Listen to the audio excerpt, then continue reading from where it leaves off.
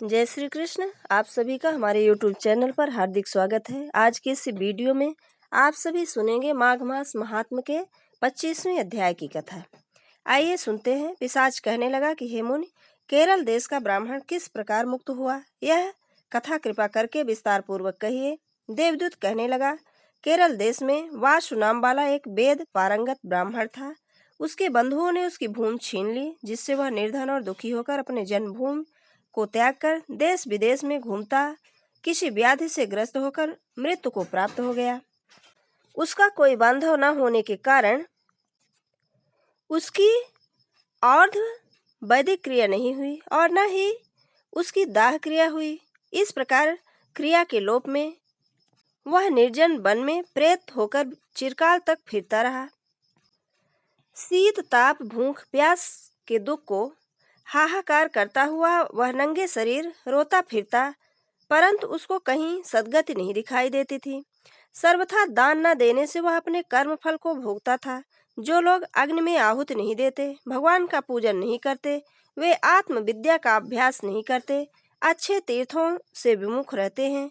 जो लोग दुखी लोगों को स्वर्ण वस्त्र तांबूल रत्नफल तथा जल नहीं देते, तथा छल कपट से जीविका प्राप्त करने वाले, दूसरों तथा स्त्रियों का धन हरने वाले, पाखंडी कुटिल चोर, बाल वृद्ध तथा आतुर और स्त्रियों पर निर्दयता करने वाले, आग लगाने वाले, विष देने वाले, झूठी गवाही देने वाले, कुमार्ग पर चलने वाले, माता पिता भाई बहन संतान तथा अपनी स्त्री का त्याग करने वाले, जो सब तीर्थों में दान देते हैं, पालन करने वाले, स्वामी को त्यागने वाले, गौर तथा भूमि के चोर, वेदों की निंदा करने वाले, वृथा द्रोह करने वाले, प्राणियों की हिंसा करने वाले, देवता गुरु की निंदा करने वाले, यह सभी बारंबार प्रेत पिशाच राक्षस तथा बुरी योनियों में जन्म लेते हैं।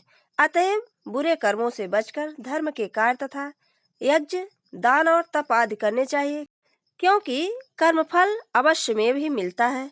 इस प्रकार प्रेत की गति देखकर पाप कर्म कदापि नहीं करने चाहिए। ब्राह्मण कहने लगा कि इस प्रकार उस केरल ब्राह्मण ने उस पर्वत पर अधिक समय व्यतीत करके एक मार्ग में एक पथिक को देखा, जो 2 गगरियों में त्रिवेणी का जल लिए हुए था।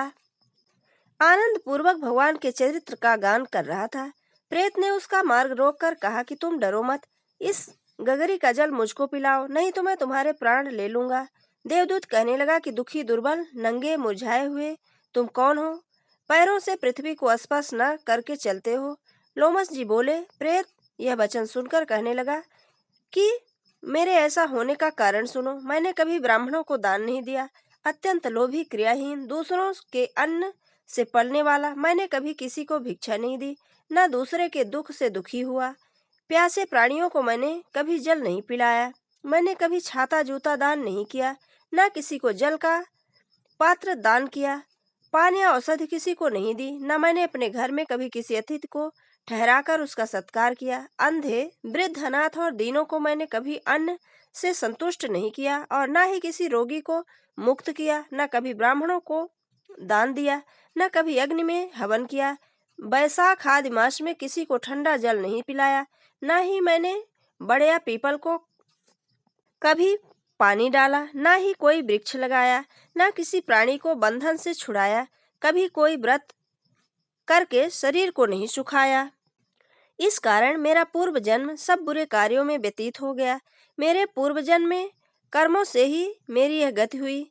इस वन में व्याघ्र भेड़िए से बचा हुआ मांस तथा जंतुओं के खाने से गिरे हुए फल, वृक्षों पर लगे हुए सुंदर फल तथा झरने का सुंदर जल सब ही मिलते हैं, परंतु देव इच्छा से मैं कुछ नहीं खा सकता।